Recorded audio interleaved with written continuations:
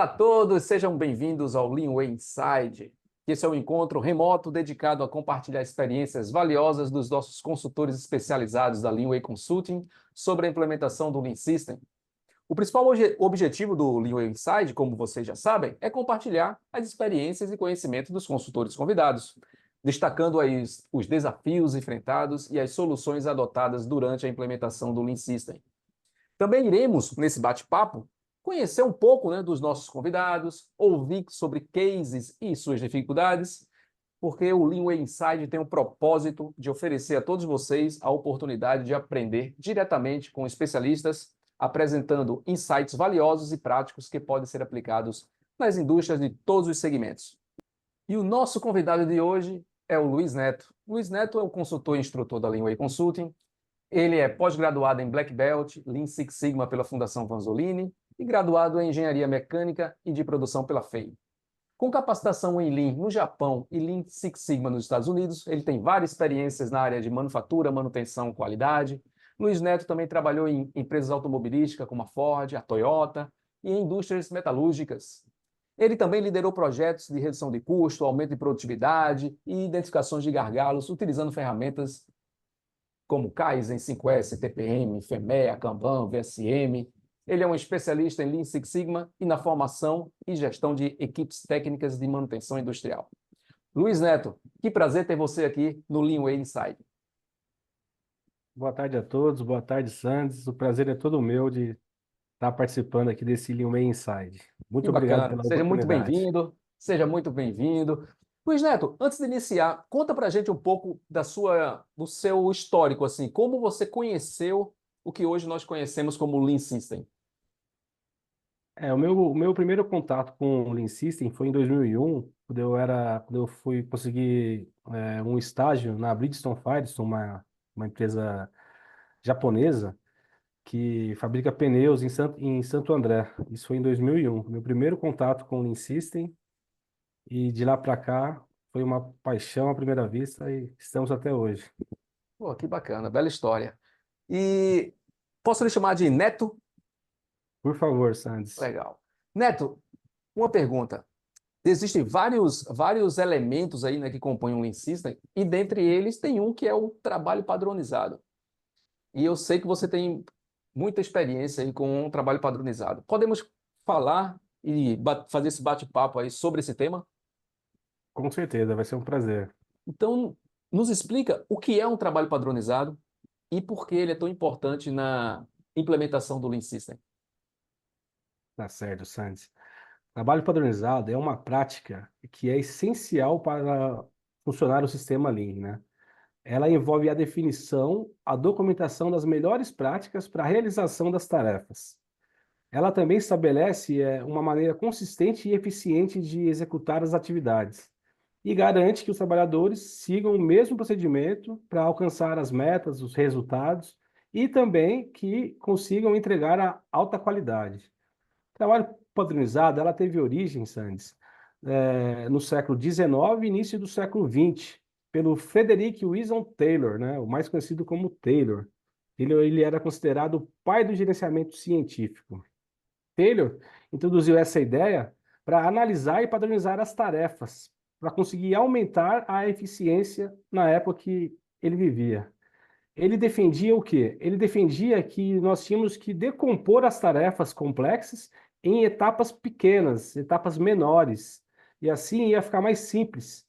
E cada uma delas iam ser otimizadas e padronizadas para quê? Para maximizar a produtividade e minimizar os desperdícios.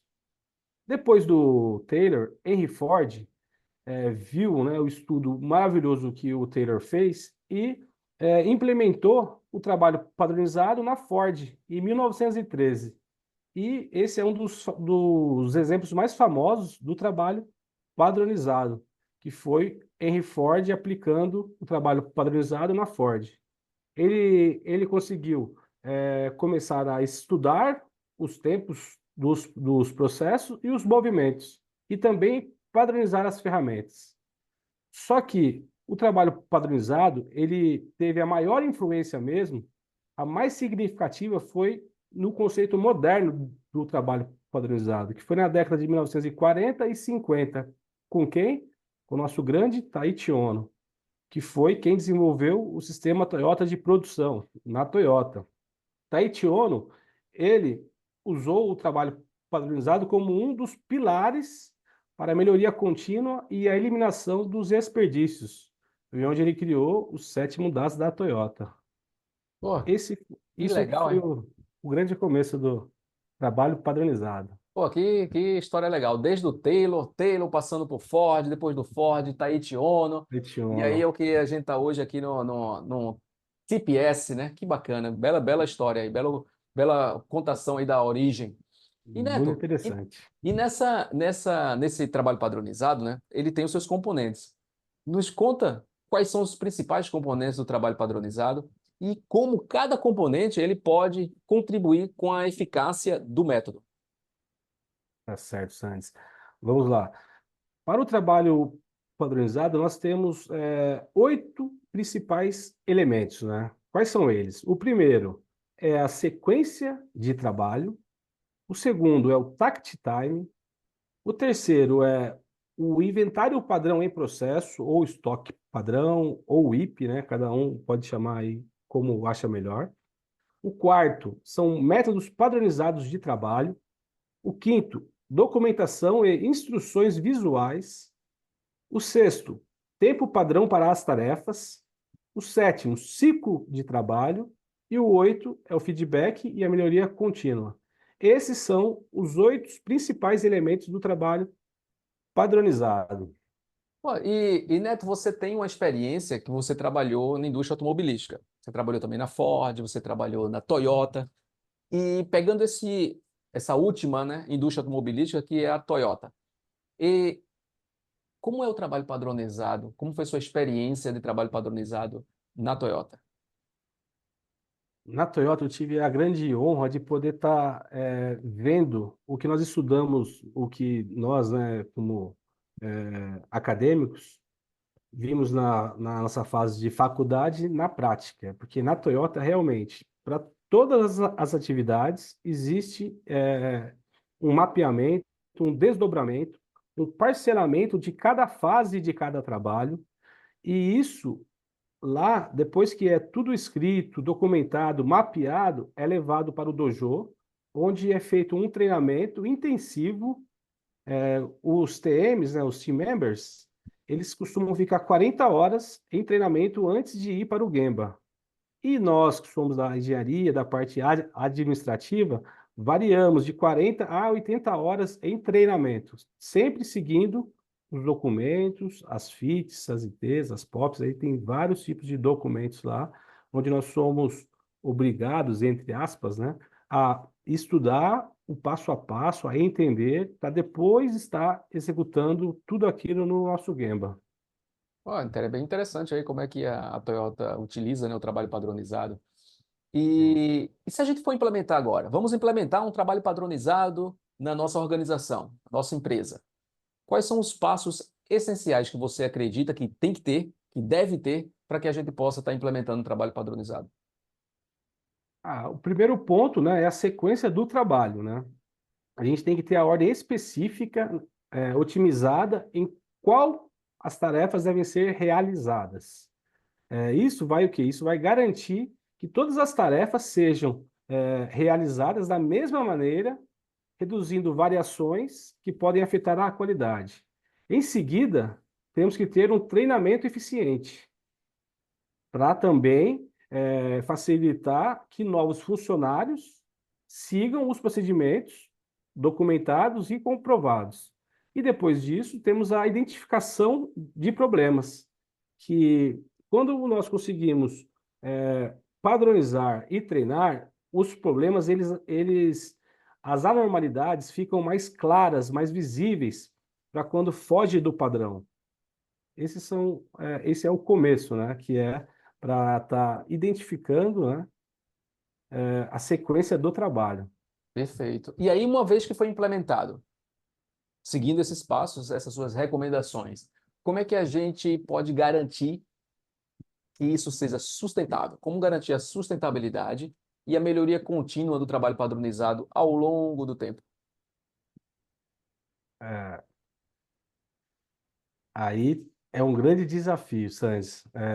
Para implementar o trabalho padronizado, né, nós temos que identificar a necessidade e os benefícios potenciais da implementação do nosso trabalho.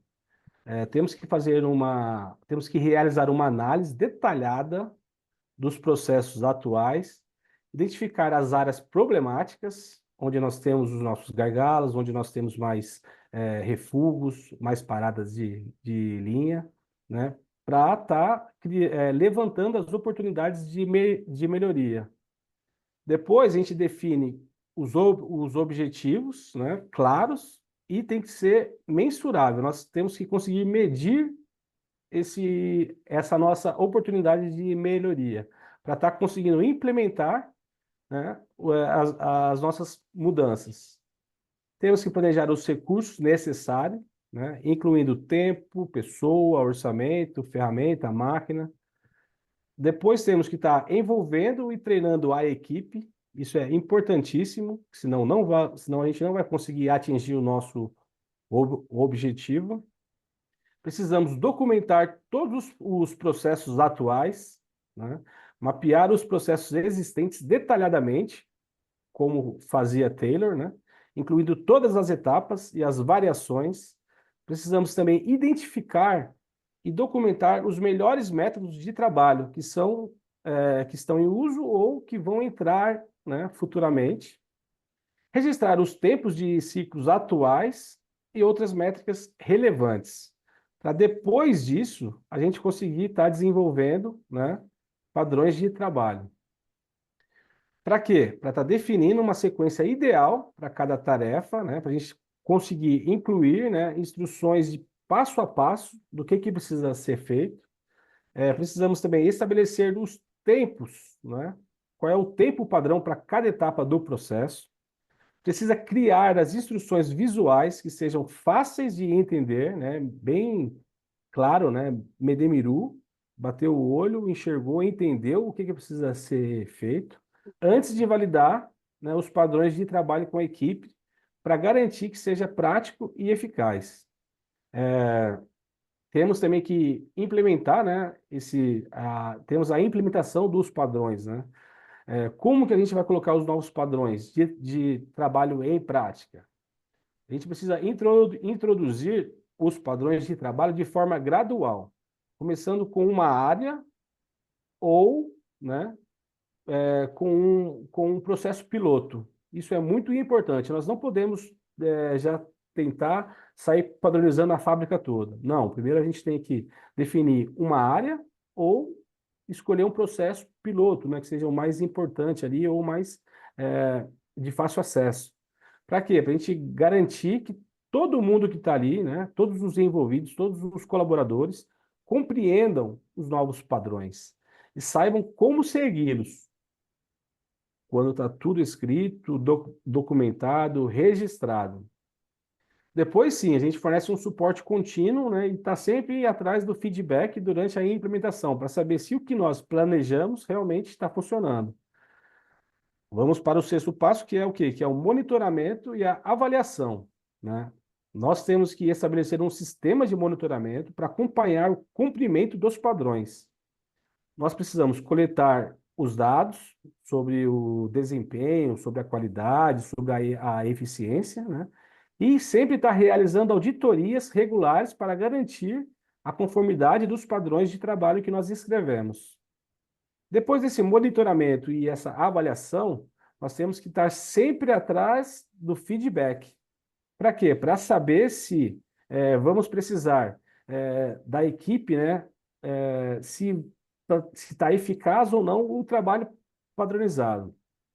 Depois que a gente tem esse feedback, aí sim nós conseguimos ir para o próximo passo, que é a melhoria contínua, onde nós vamos estar atualizando e revisando os padrões, com base sempre nas lições aprendidas, sempre com base nas dificuldades, nas oportunidades e nas mudanças, né, nas condições operacionais que sempre temos também na nossa empresa.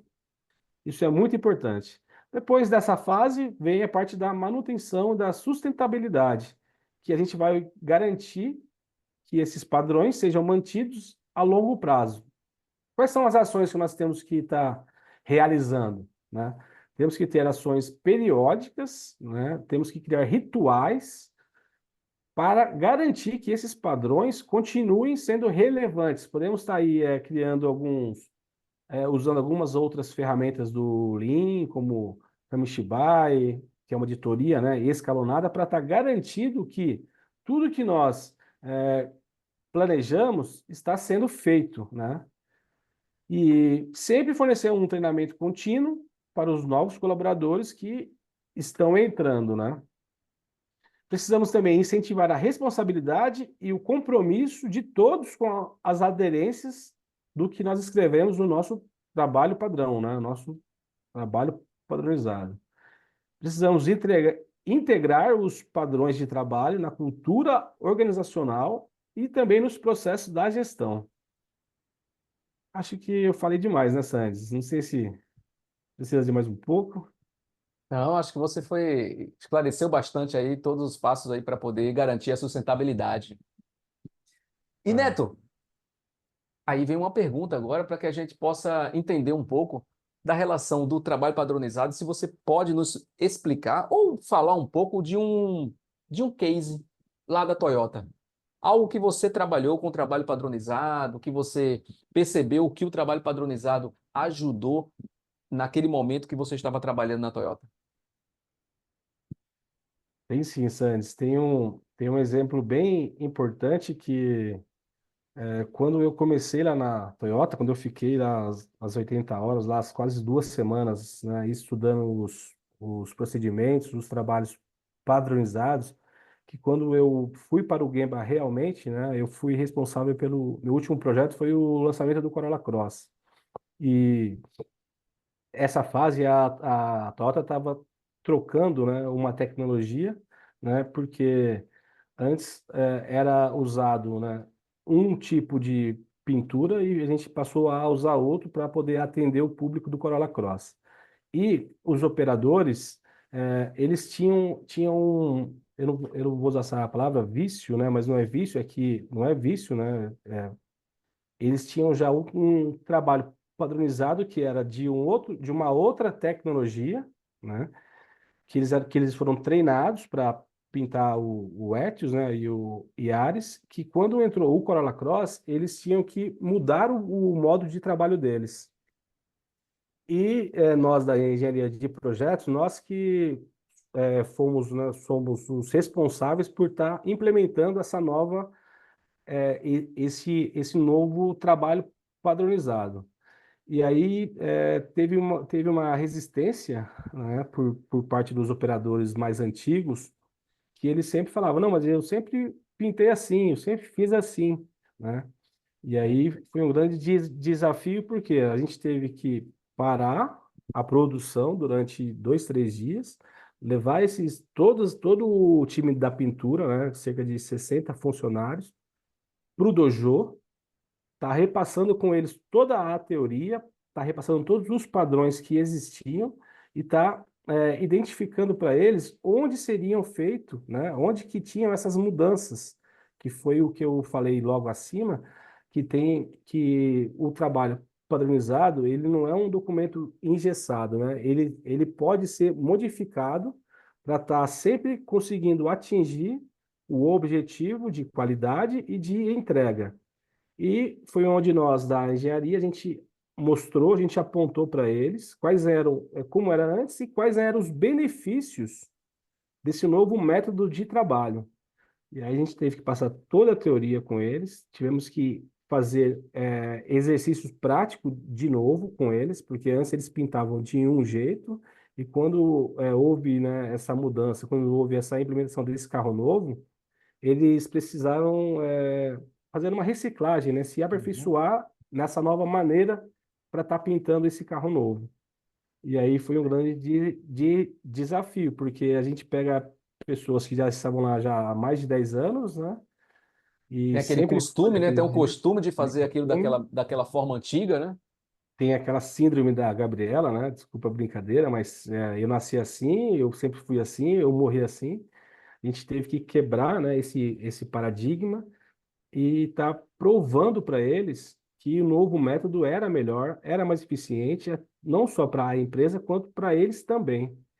Isso foi muito bom porque a gente só conseguiu provar isso, né, fazer essa mudança, quando a gente mostrou o trabalho padronizado, como que ele era, como que ele funcionava e como que ele ia e quais foram os ajustes que a Toyota precisou fazer para estar atendendo a nova demanda. Foi foi muito trabalhoso, mas no final deu certo, foi muito bom. Fantástico, fantástico case aí, uma boa aplicação, trabalho padronizado, e a gente viu aí todo um conjunto, né, que tem desde o envolvimento das pessoas, o entendimento realmente do que é e por que é preciso fazer daquela forma, com aquela forma de qualidade, aquela forma de atuação, e aí o pessoal entende, a equipe sabe como fazer, domina o método, e aí sim, consegue o êxito, né? E aí trazendo as pessoas, conversando com ela, mostrando como se faz, treinando no dojo, aplicando o método TWI, que são outros elementos que vão vir aqui também no nosso Lean Inside. Cara, muito bacana. Um fantástico apresentação aí desse case aí, Neto-san. Muito obrigado. Obrigado, Santos. Foi um prazer. Neto-san, se a gente precisar conversar com você, onde é que a gente lhe encontra se encontra no LinkedIn? Santos, estou no LinkedIn, né? Luiz Neto, né? Só procurar lá, escrever lá Luiz Neto, vírgula Linway, vai estar me encontrando. Me adicionem qualquer dúvida, qualquer coisa que eu possa estar colaborando, ajudando. Estou sempre disposto aí a colaborar com todos. E é isso, né? A gente tem sempre que tá aumentando a nossa rede, está sempre aumentando o nosso network, porque a gente consegue estar aprendendo novas coisas e também está passando muita coisa que a gente já viveu, muita experiência nossa, né? Fantástico, fantástico. Neto-san, muito obrigado. Agradecer a Obrigado, todos. Até a próxima. obrigado, Sandes. Eu que agradeço. Foi um prazer. Valeu.